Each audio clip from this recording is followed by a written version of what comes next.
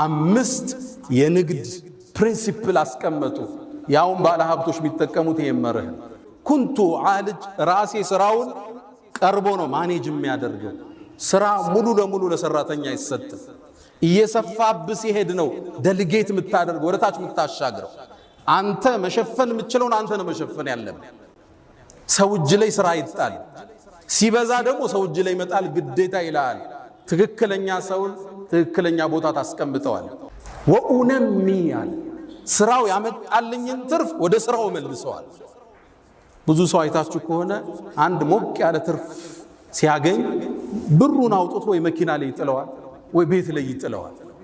ስራው ገንዘብ ሲራብ ታየዋለ። ስራው እዛው ላይ ነው መመልሰው። ትንሽ አንስቼ ወኡነሚ አለ ዑስማን ኢብኑ አፋን። ሶስተኛ የንግድ መርሁ ላ አዝደሪ ሪብሃን አለ ትርፍን አላቃልልም። በተገኘው ትርፍ ሽጠው ይወጣሉ። ሰይድና ዑስማን መርሃቸው ይሄ ነው። ትንሽ ነው ትርፉ እስኪጨምር ይቆይ አቋም የላቸው። ማገላበጥ ነው የዑስማን የንግድ ፕሪንሲፕላቸው። ስታስገላብጥ ጥሩ ገዢ ታገኛለህ፣ በትንሽ ትርፍ ትሸጥ አዲስ ደንበኛ ታገኛለህ። ኦልድ ስቶክ ያስቀመጥከው ይወጣና አዲስ ትከታለህ። የዑስማን የንግድ መርህ በተገኘው ትርፍ ማገላበጥ ነው። በማገላበጥ ውስጥ ገንዘቡ ይንቀሳቀሳል፣ ንግዱ ይንቀሳቀሳል፣ አዳዲስ ደንበኛ ታገኛለህ። እነዛ እስኪጨምር ብሎ የያዙ ሰዎች እስኪሸጡ አንተ ጨርሰህ ወጣል። ቃል ለአዝደሪ ሪብሃን ትርፍን አላቃልልም፣ የተገኘው መሸጥ ነው። የዑስማን አራተኛ የንግድ መርሃቸው ላ አሽተሪ ሸይኸን ያረጀን አልገዛም። ማርኬቱ ላይ የጠገበ ማርኬት ይኖራል፣ እሱን አልገዛም። ከትንሽ ይገዙትና አፋፍተው ነው የሚሸጡት።